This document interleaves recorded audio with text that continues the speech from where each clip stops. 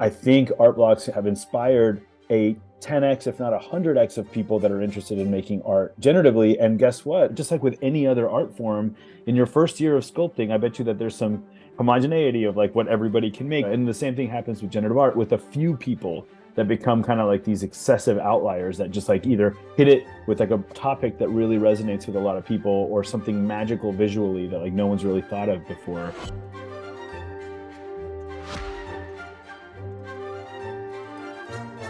Hello, I'm Somi Arian. I'm a tech philosopher and the founder of InPeak. My guest on today's podcast is the one and only Erick Calderon, also known as Snowfro. He's the founder and CEO of Artblocks and one of the most well-respected figures in all of Web3. Erick is a genuine human being, one of the nicest people I've met with a big heart. He's an inspiration to many of us, and I thoroughly enjoyed this conversation. I asked him questions that he doesn't normally get asked. So I hope you enjoy it as much as I did. First of all, Erick, thank you so much for being here. You are a legend. I think it was Picasso who said, "Yeah, it took me 20 years to do it all of a sudden," right? Like, so I'm guessing that's a little bit your background. Were you always into arts? Has arts been always a thing that you were super interested in? Yeah, I mean, I think that, that's an interesting question. So my grandfather was an artist. He was a painter. And so I've always been kind of like surrounded, even from a young age, by him and by his art. And then I think the closest thing I had to art growing up was my brother, who actually very much is a master with his hands on, paper, sculpture, etc. Someone that ended up studying art and even taught art. And so, exposed to art through him and his, appreciation for it. I got really excited at a young age with collecting comic books and comic cards, which, in a weird way is kind of also an art. Well, not in a weird way. Like it also very much is an art form. It's just an art form that's not looked at as much as like fine art as it is more just kind of collectible or storytelling. But yeah, I mean, I don't know that I grew up necessarily wanting to be an artist, but I did grow up wanting to make an impact, like wanting to like be able to like um be a person that could influence someone's day in a positive way. And what I discovered, kind of as the confluence of blockchain technology and connected networks, and then on top of that, just my experience as being an artist for a couple decades, um, that there was an opportunity to do that through all of this. And I think that's kind of where I really um, realize the sheer power of what art can be, and where we are today. Awesome. Now, maybe to give you a little quick overview of sort of my background and the perspective from which I'd like to chat with you today. I'm a tech philosopher. I studied philosophy of science and technology and political science. And I've always been super interested in how technology is changing society, what technology actually is.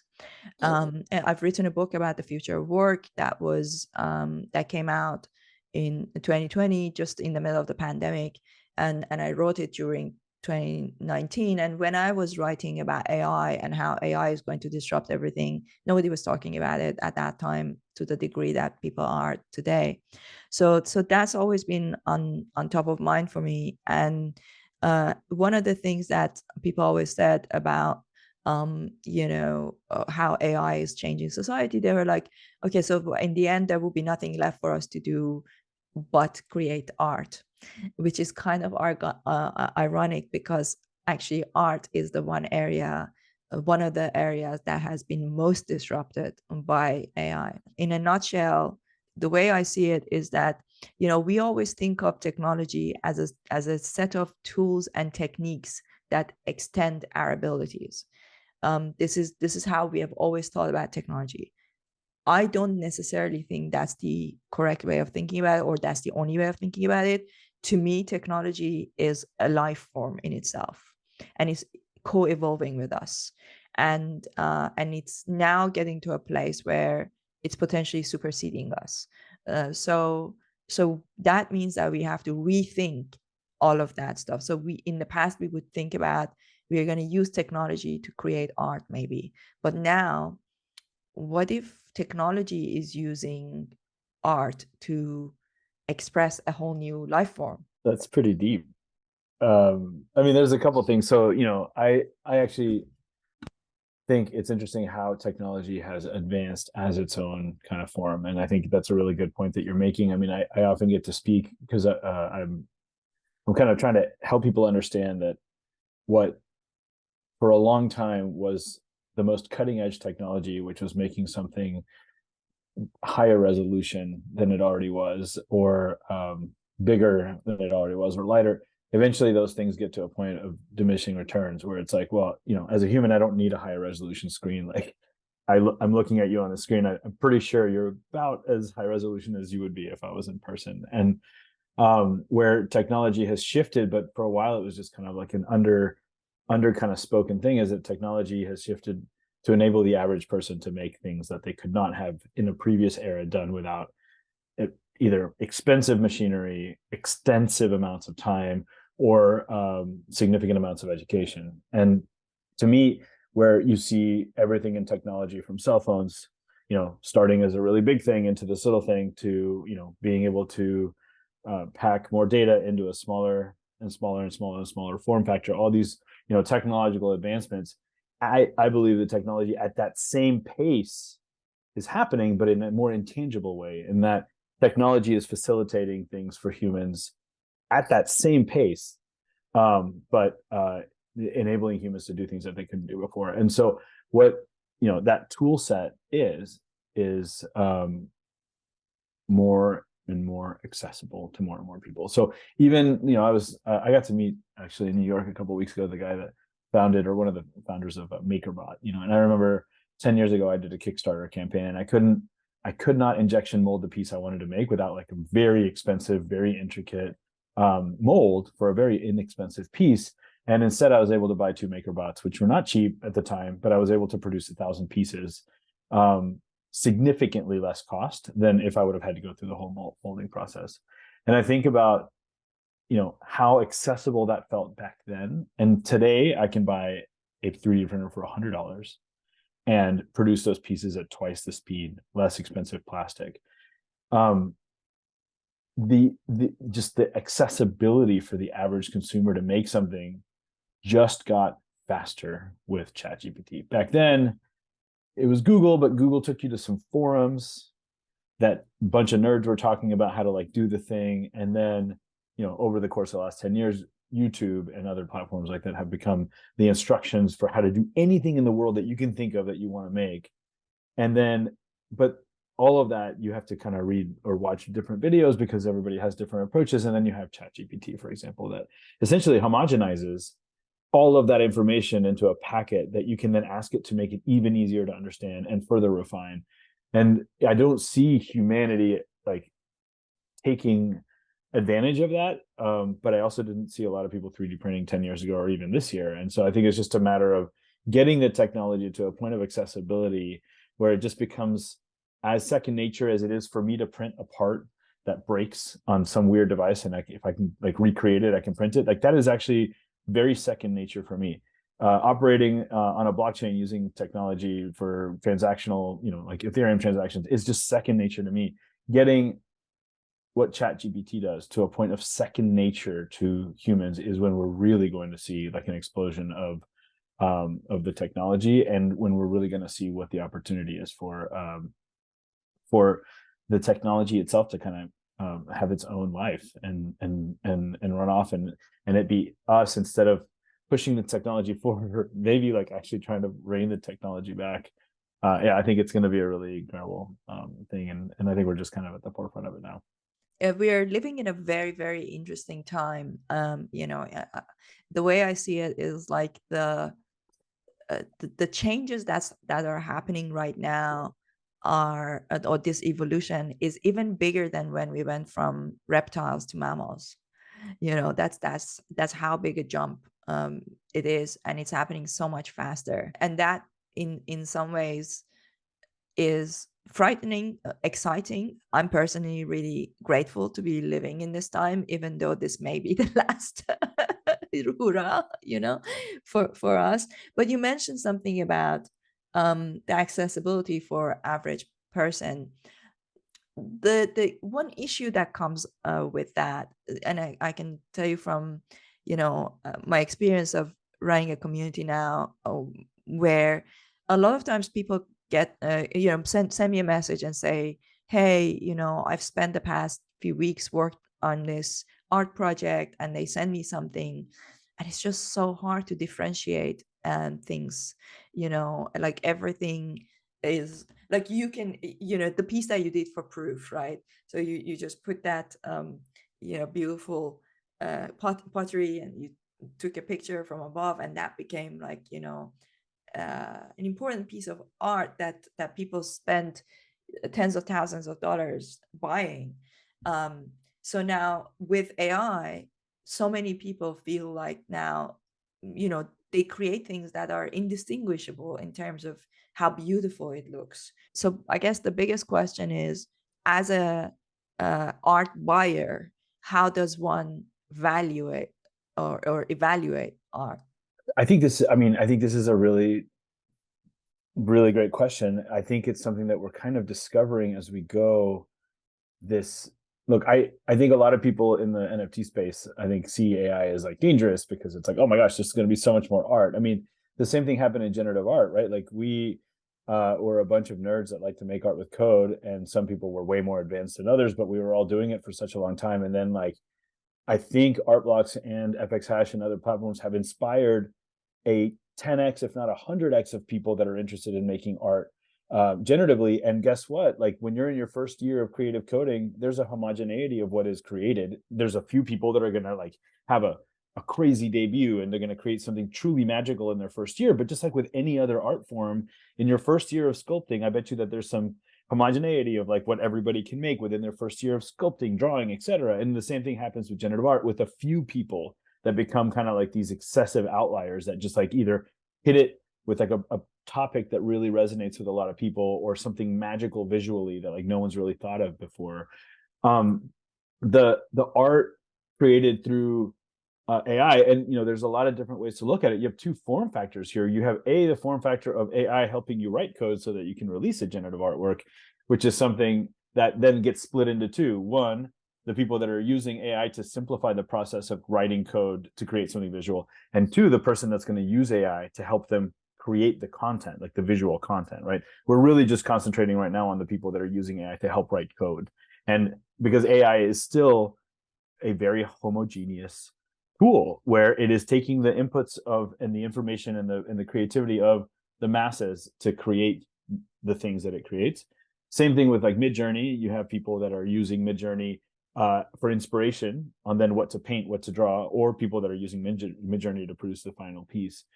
Where my mind kind of goes, and I don't think I'm correct here by any means, but this is just what I am assigning value to is humanity.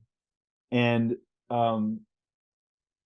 this is not a plug for like royalties, but like this is something that I get to speak on lately, this concept of royalties, where royalties kind of keep the artist involved. Like, the artist either needs to spend time engaging on Twitter, or they need to spend time creating their next artwork so that they can pay rent. It's one or the other. So do you want them engaging with you and like having conversation and like going deep into their artwork instead of having to produce more work? And if so, do you want them traveling to the conferences and bringing you some really cool POAP that they made, so that you can prove that you were in the same room as this artist, that you believe in their career, or they changed your life because they made an artwork that you made a lot of money on? Like wherever you are on that spectrum, it doesn't matter.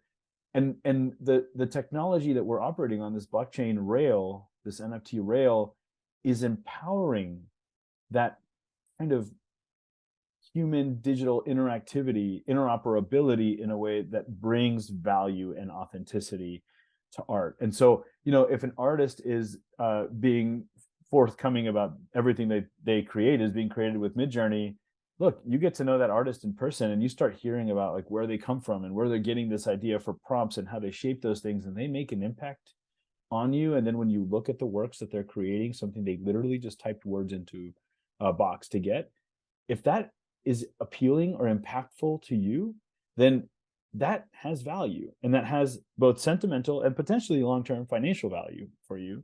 And that's for you to navigate. But the fact that all of this is created on an undercurrent, or the rails of cryptocurrency with authenticity and provable ownership of a digital asset, et cetera, enables us all to connect as humans and add value to what a human is making, regardless of whether they're using the tool of the AI interface to help them generate an algorithm, or whether they're using the tool of AI interfaces to create a visual output.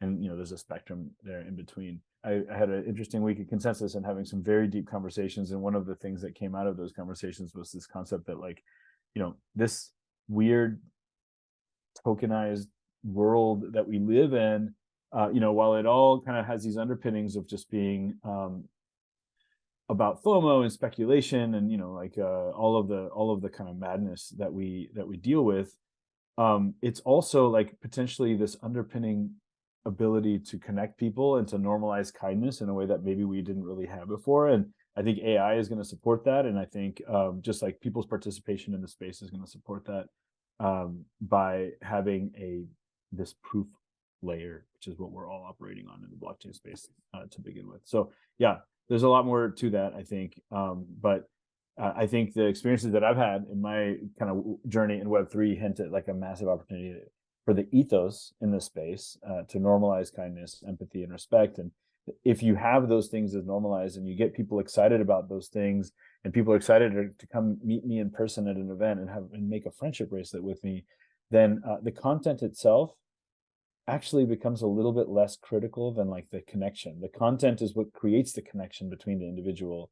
It's what creates and inspires conversation, but really what adds the value to that content is going to be the human being behind it. Because you're right, you can't distinguish between AI and things made by hand anymore. But there's going to be a lot of artists that are going to be additive, and there's going to be a lot of artists that are going to be extractive, and there's going to be a lot of artists that are going to say, I made this by hand, but they actually had it entirely made by AI. But guess what? Like, artists have done that throughout history. There's been disingenuous dialogue between artists and their collectors.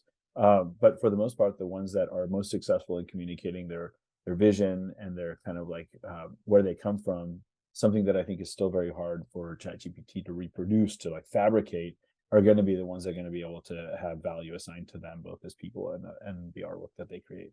You said something very beautiful there. I wrote down that sentence. You said the content is what creates the connections, and that's what matters. Do you know the Imitation Game? So Alan Turing, he said that imagine a scenario where, I'm paraphrasing, I'm probably not doing it justice, but essentially a scenario where there are a group of people in a party, and everybody's in a room. They send two people, a man and a woman, into another room, and there's like this game, right? And the guests have to ask questions of the man and the woman who are now in the other room, and they put the questions from underneath the door, and then these people can answer in written, and you never know whether the person who is answering the question is a woman or the man, right? So this is called the imitation game, and essentially what he's trying to get at, what Alan Turing is trying to get at, is that the AI could get to a point that it can convince you that it has emotions. And if it can convince you that it has emotions, does it matter whether it has emotions? And I think this is where, in our quest for optimizing, and we are always optimizing, we are trying to optimize everything.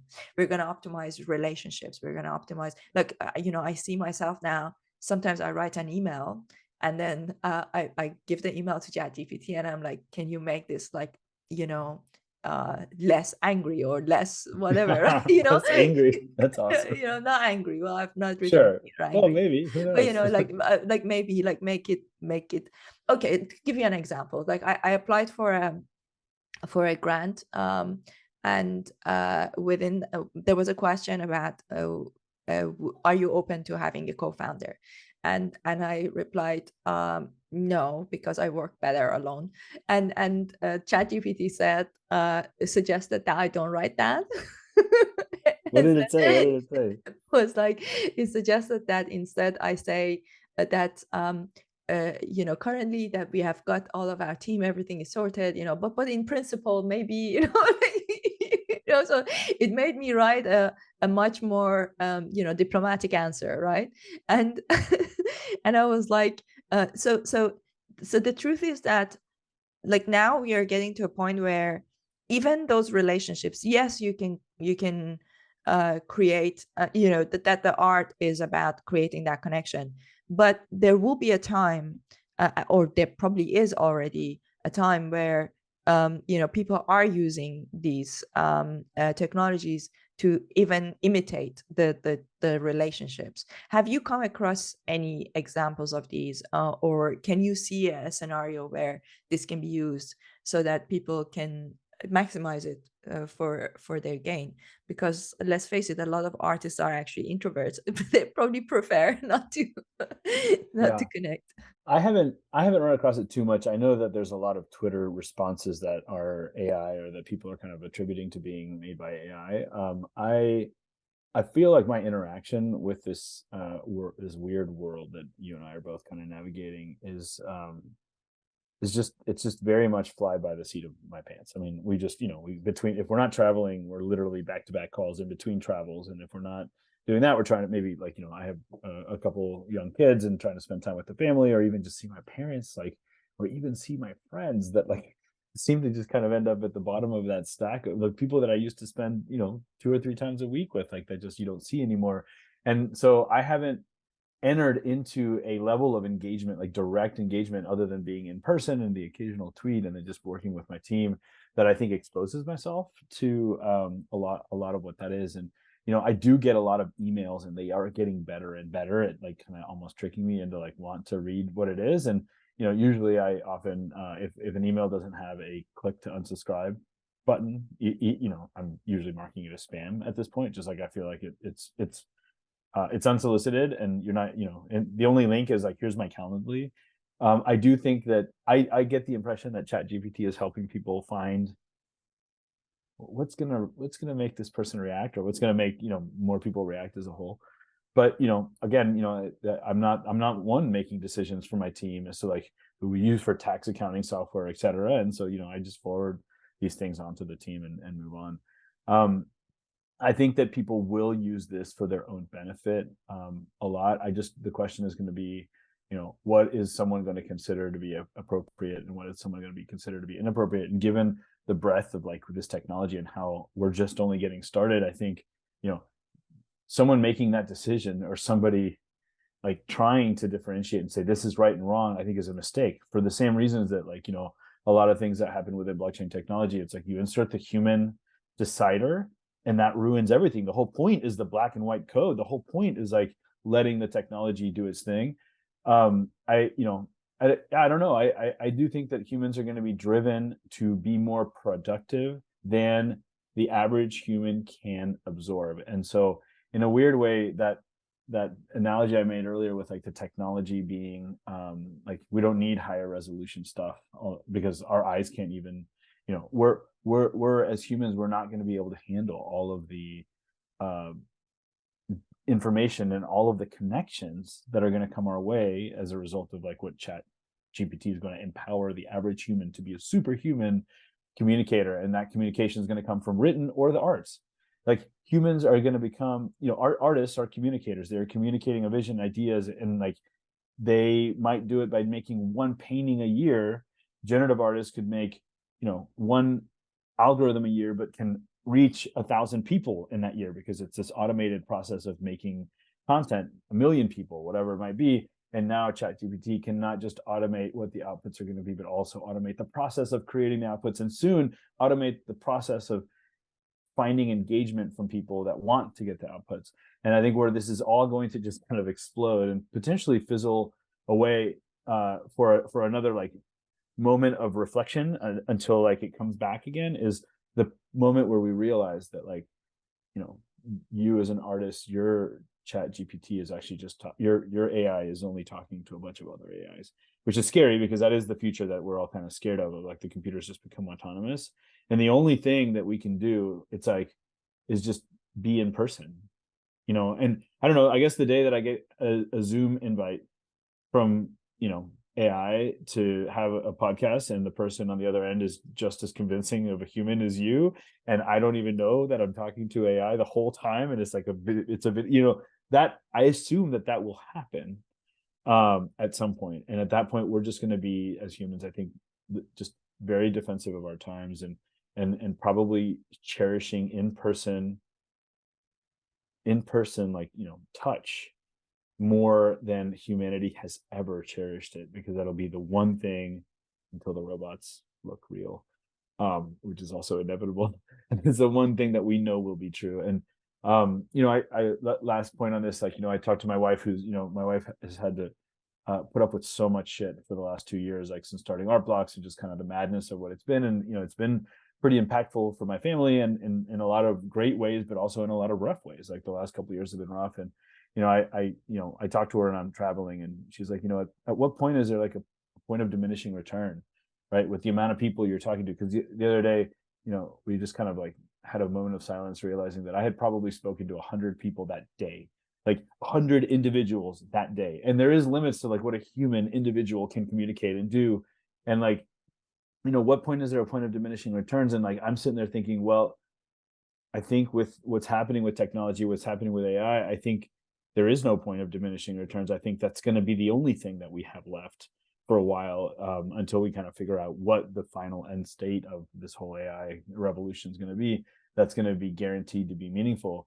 And back to the idea of capturing value, I for whatever reason, this world has turned into a world where people are excited to have one-on-one conversations with me. And like when I do a presentation or a talk, there's like a line of people that want to talk and catch up, and have me sign stuff and take pictures with me. And the value here is going to be in the fact that I'm out there and I'm meeting with these people, because these people, just like I was during the pandemic, and even post-pandemic, are now, and for even ever more, will be questioning what is reality and what is not. And then that moment with like a human in person is going to be that thing that they know is real, and that will assign value to the things that human creates. And I can't make a squiggle by hand for everybody, but there's 10,000 squiggles and 2,800 holders. And that even before AI was a precursor to kind of this ability to make a connection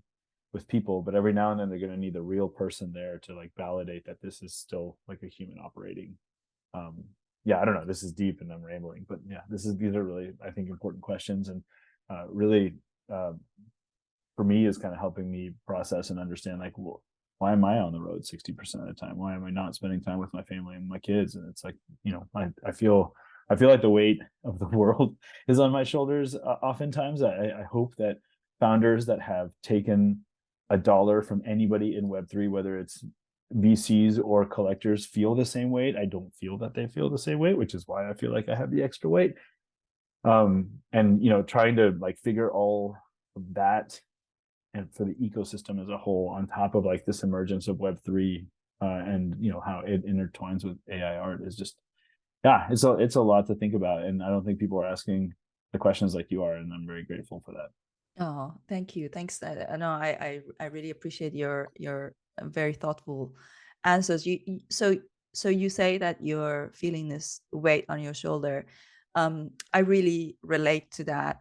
For me, I even decided not to have children because I feel like the future of humanity is so uncertain, and I'd rather focus my time on the people who are already here, and do what I can to help as a transition architect, and to try and make sense of these deep questions, and to try and get other people to think about them.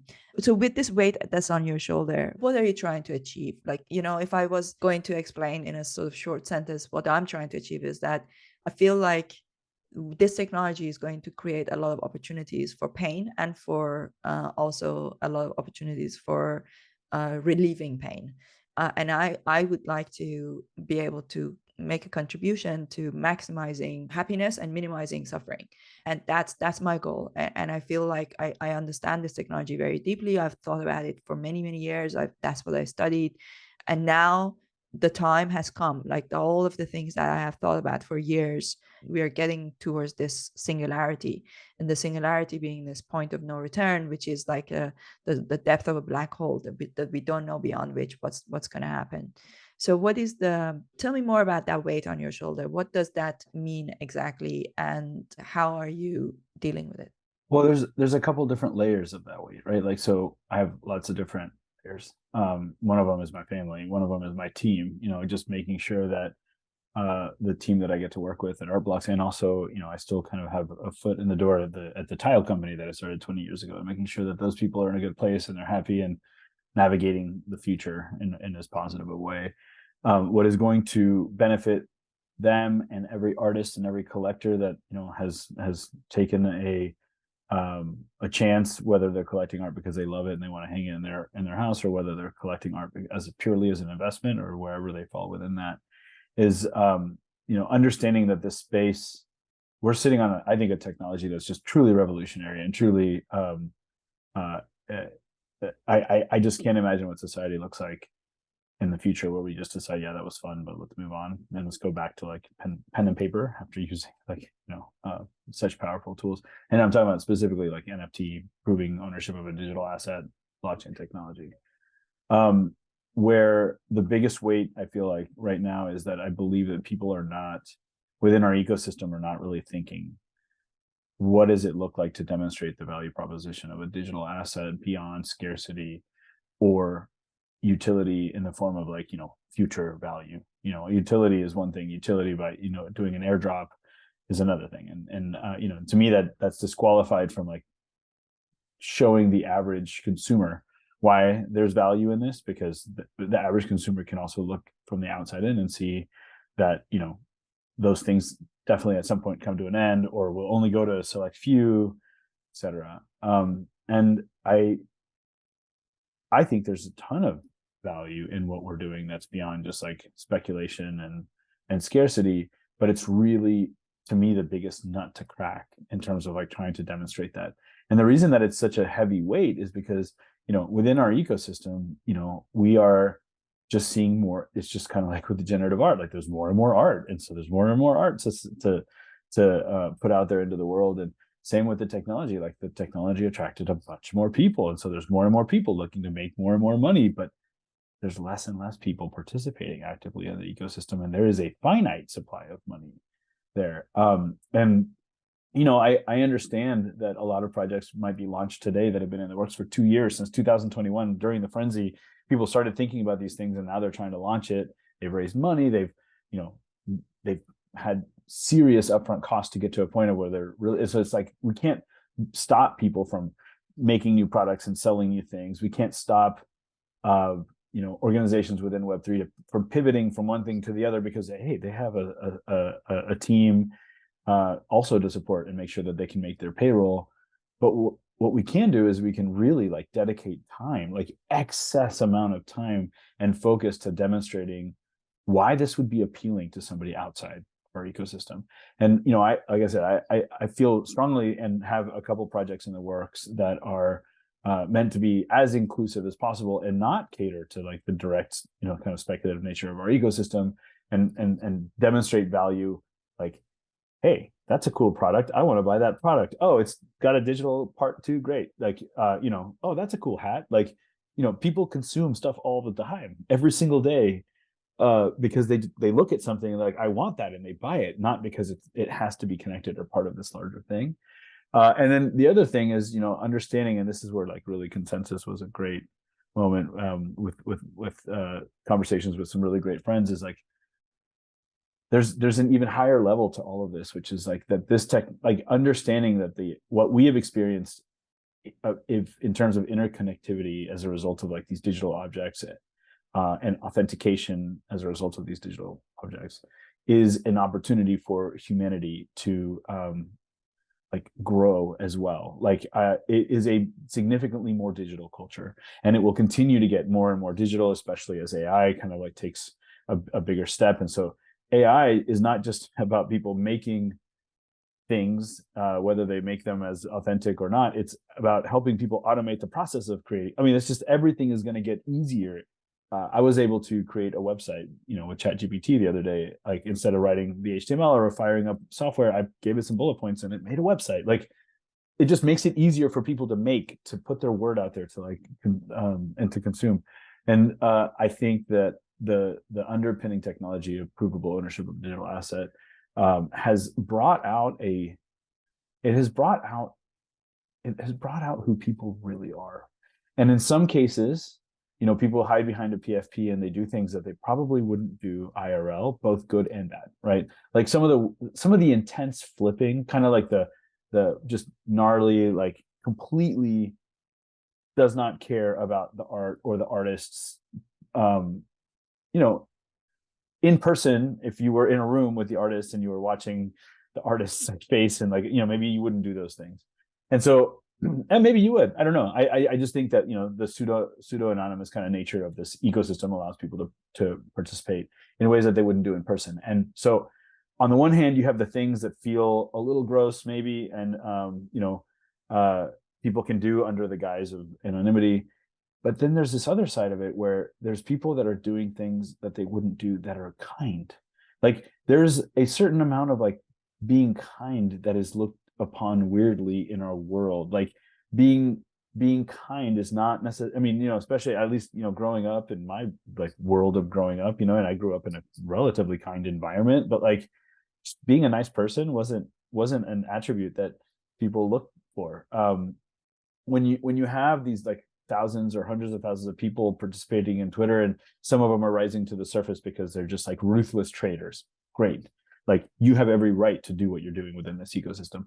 And some of them are rising to the surface as being like genuinely nice people who might not feel comfortable communicating in that way in real life because of social norms of, whatever causes people to just kind of be more robotic in their lives or just more thick-skinned. Like I think that there are people that are coming out of this also as individual, and then those people come to events and they have like really meaningful dialogue with other people. And like I don't know, I don't know another industry where like the first time you meet someone you're hugging them, like because you've known them on the screen name, for such a long time. There's something happening here.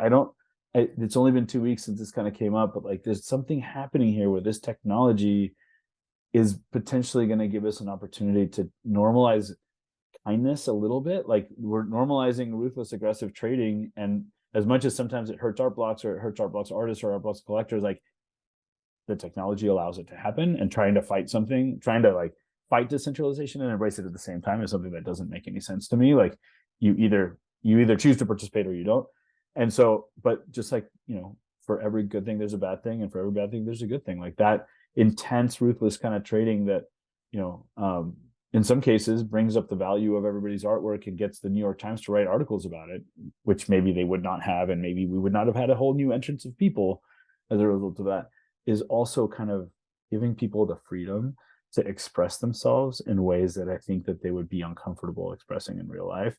And then as they have built a reputation within this space of being like these kind individuals on Twitter, these thoughtful people that are writing thought pieces, these Twitter threads, and then in real life they start to like let their presence be known and who they are, and you realize that these people are really kind people as well. And I don't know, I'm trying to like focus or trying to understand an idea around like the upside of the pseudo anonymous nature, and then when all of those veils get taken down, like those humans are still there, and they're more comfortable and more confident in themselves as good people.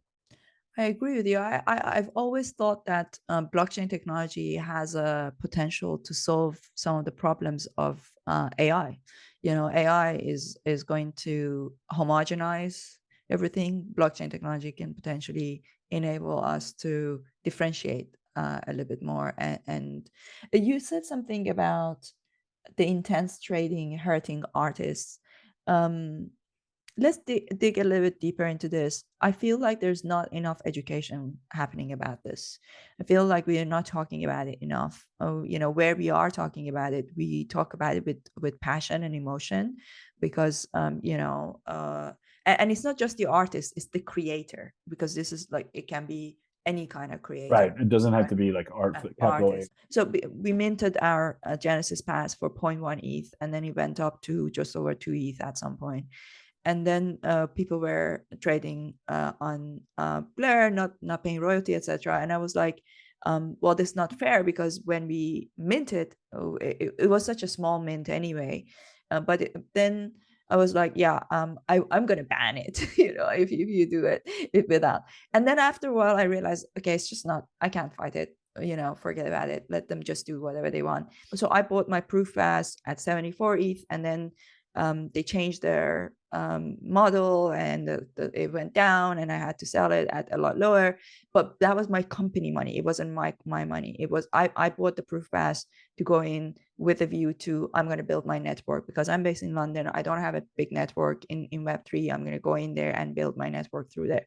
And it turned out that that's not what the community was about. And this is the problem, that one of the problems I'm trying to solve, right, with our platform, to give people more of a visibility of what a community is before they decide to buy it, right? At that time, I wrote an email to Kevin Rose and Justin, and like, I talked to them directly, but because it's on the blockchain, people can see it. People start posting on Twitter, oh, Somi sold her pass and didn't pay royalty. And like, of course, they don't know the conversations that I've had, and like the relationship that maybe I have built with the team and all that. And Kevin was like, basically, I'm bummed it didn't work out. We were going to work together at some point in the future. He was like super nice about it. So there's this issue with the kind of culture that we are creating, because people can see things on the blockchain. So maybe as a final question, your exact words were, intense trading hurts the creator.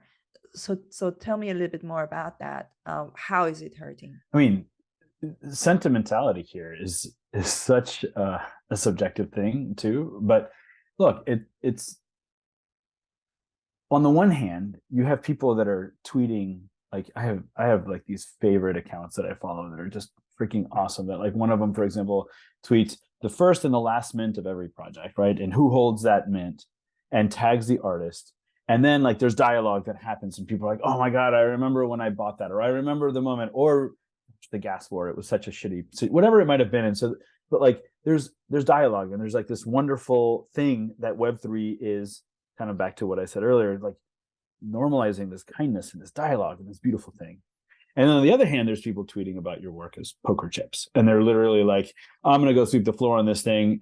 This tweet will age well. Watch when I sell all this stuff in a week. There's nothing wrong with that, but it's very hard for an artist, like, to be perfectly okay with both conversations. I think some artists are okay with both, right? Like, I watch Squiggles be treated like poker chips all the time, and I'm desensitized. And I think there's a level of desensitization that artists were not prepared to have to get into. Founders were not prepared to have to get into that level of desensitization when they decided to start a company. The fact that you as a human can like thrive on the beautiful conversations about the art, and like, when people get into real dialogue about your art, inherently makes it difficult for then you to watch a different group of people treat your art as a pure commodity. And so that's kind of what I'm talking about. Like, it's the when I say ruthless trading, it's like, look, and I got to do a presentation at Consensus. I got to talk about these 4 different personas. One of them is the patron, then the collector, then the speculator, and then the flipper. And honestly, the flipper has every right to be here and do what they need to do to participate. The flipper was not even looking at the art before they listed it on OpenSea. In some cases, I remember, this is like pretty beautiful in terms of just like understanding the mechanics. Like, a flipper would not see the art and therefore did not realize that they minted a very rare piece, and potentially would sell it to then the speculator, one step up, the one that understands the art and actually looks at the art, still might not care about royalties and may not care about the artist, but at least spends enough time. The flipper may have paid 0.1 ETH, sold it for 0.2 ETH to someone who then immediately sold it for 10 ETH because it was like some super rare trait. Like, if the flipper got caught up on that, they would miss out on the instant kind of like inefficiency of the market that they are trading on. the thing that's hard for the artist isn't that that's happening, it's that it's being gloated. It's that those people then accuse the artist of charging a transfer tax. And it's like, I think that's really where the problem is when people start shaming people for doing the things that they're doing. Look, I probably have shamed in the last 2 years, and just as I try to understand the complexities of how people are operating in the ecosystem, I have shamed the people that are flippers, because not because they were making money on the art, but because they were stripping the joy of minting from the people that actually gave a shit about minting. And the reality is, all of those people have a place here. Everybody's entitled to participate as much as they want. And, bottom line, it's up to the creator to provide that value proposition, to encourage people to participate. Now, where it's really tricky is that if you started today and rewarded people as a creator today for people that have, that start paying royalties moving forward today, you leave out all the people that have paid royalties for the last 2 years. And that's a shitty situation. If you go all the way back to the beginning, there are people that have purchased a Chromie Squiggle, especially now, OpenSea, for example. You don't even know if you're paying royalties or not, because they don't make it obvious to you that you're like royalties are optional. So if the seller added the royalties, you'll pay the royalties.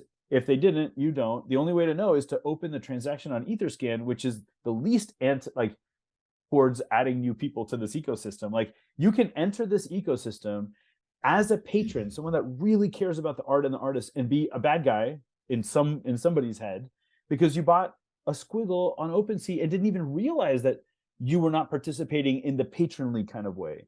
And that's shitty too. Again, this goes back to shaming and punishing people. We shouldn't be punishing people, but at some point we need to have fresh start.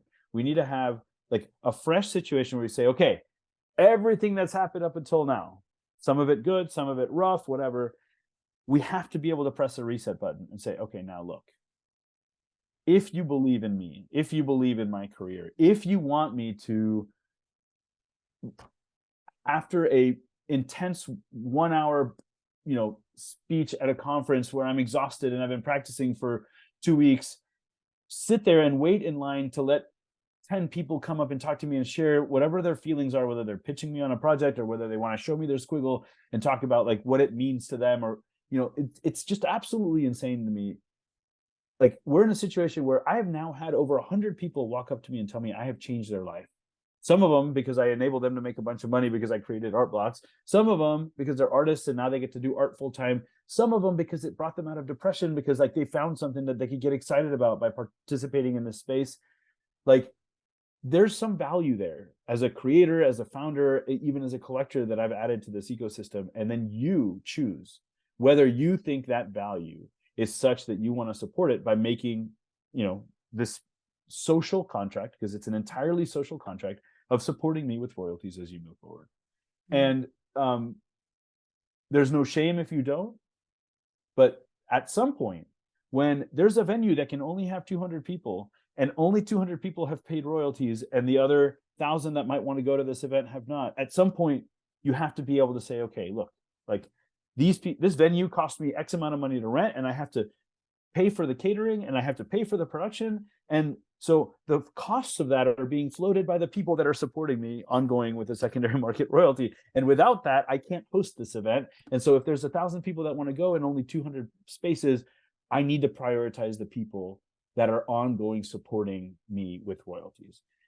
I feel like that can be a very simple concept to understand, where you're not punishing people. You're just saying, look, there are limits I remember in 2020, 2021, people would mint tokens. And if you had one token, that was 30 minutes of one-on-one time. I can't remember exactly who did this, but a few different people, I think Mark Cuban might even have done this. I don't know. But people would mint this token. And it's okay, you get 30 minutes with me if you have this token. If you have 2 tokens, you get an hour with me. There is also a value to the amount of time that we dedicate ourselves to this space.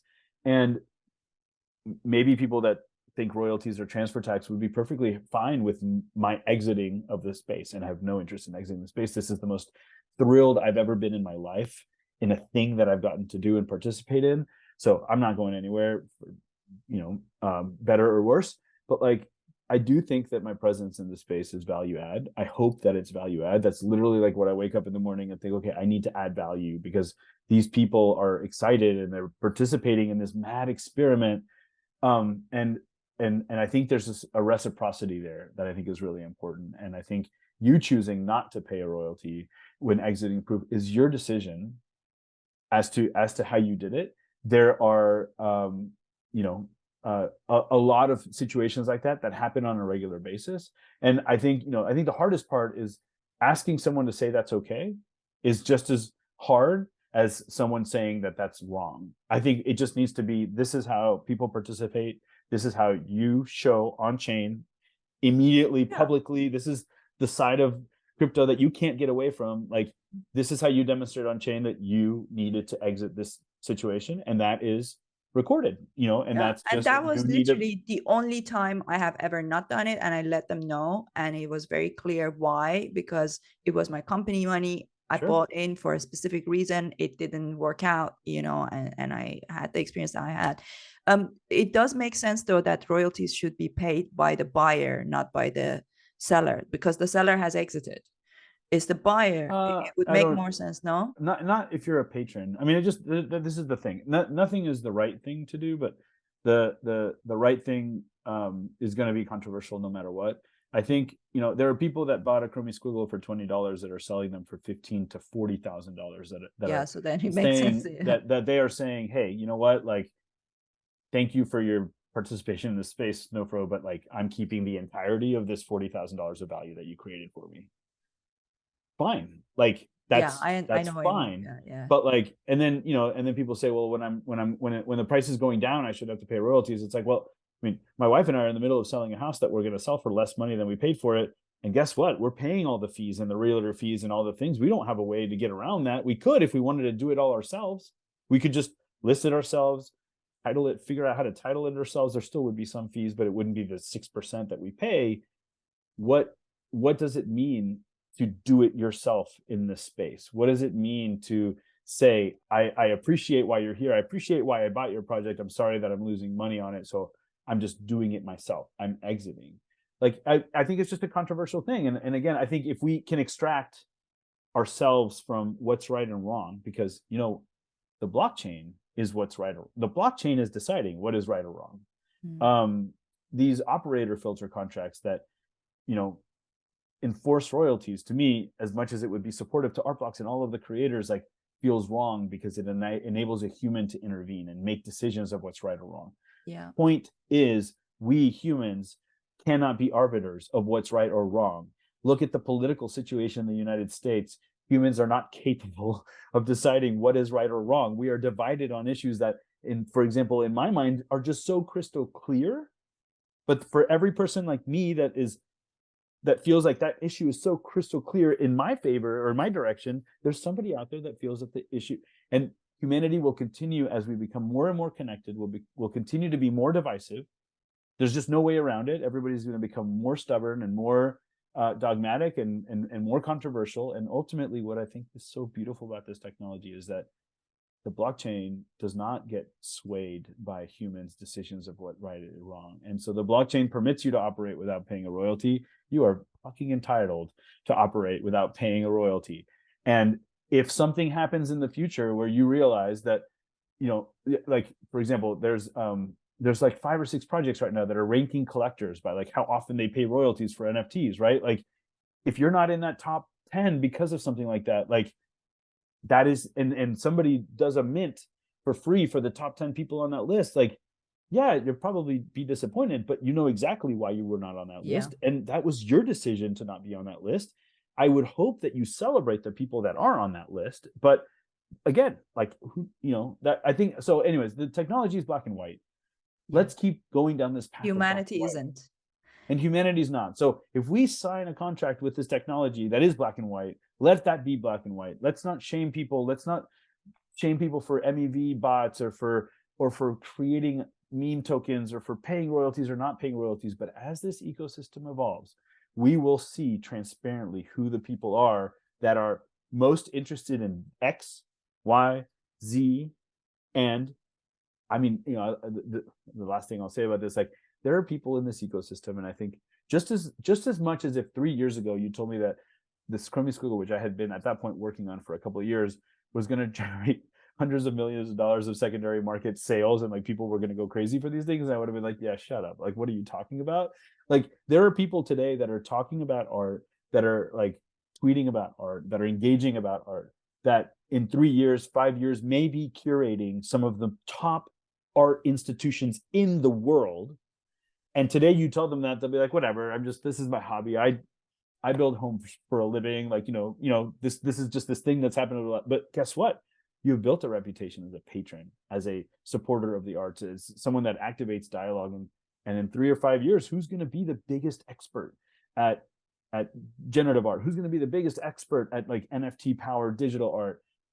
You are. And on top of that, your reputation on the internet, on this black and white blockchain, will demonstrate that not only have you been talking about the art, but you have also been in every step supporting the arts. And let's say one day the MoMA hires one of these kind of nerdy collectors like we all were, or puts out a job offer for like a high-tiered curation position.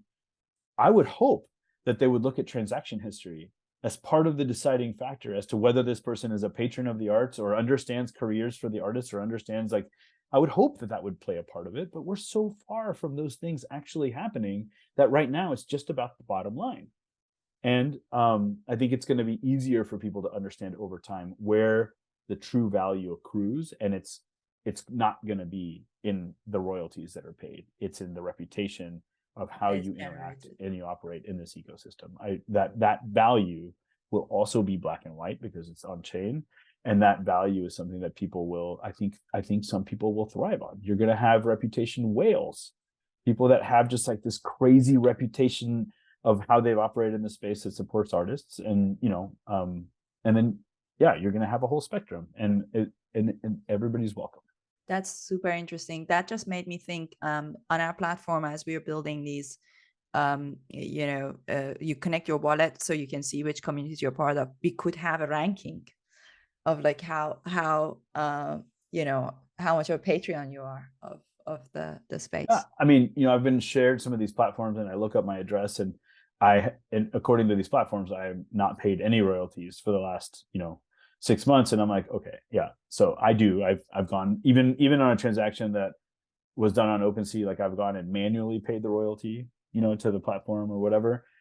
So I know that I'm paying the royalties. So I know that these platforms are still not quite there yet. Yeah. But one day you're going to be able to type in snowfro.eth, and you're going to see every single transaction that I ever made, and be able to double click into how that creator, that platform, because this is not just creators, this is platforms.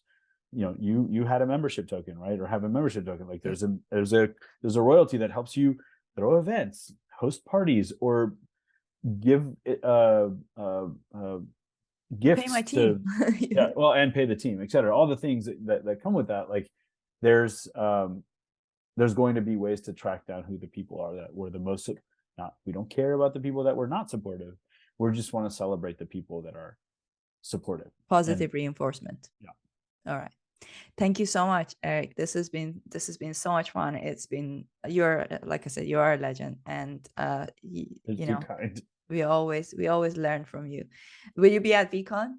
I will. Will you be at Vee Con? Yes. My gosh, you're gonna fly back for that? Oh yeah. My goodness. This is gonna be my third trip to America again in 6 weeks. It's funny. Like I think for a while there, the kind of the Gary Vee Con concept was very much like kind of business inspirational, motivational, kind of like how to be an entrepreneur. And it was very orthogonal to like this concept of collecting art or generative art. But like we all realize now that we're filtering into like such a small group of people that whether they came in to be like to hear business inspiration or to collect generative art, like there's blood in the streets, everything's a shit show, but these people are still here.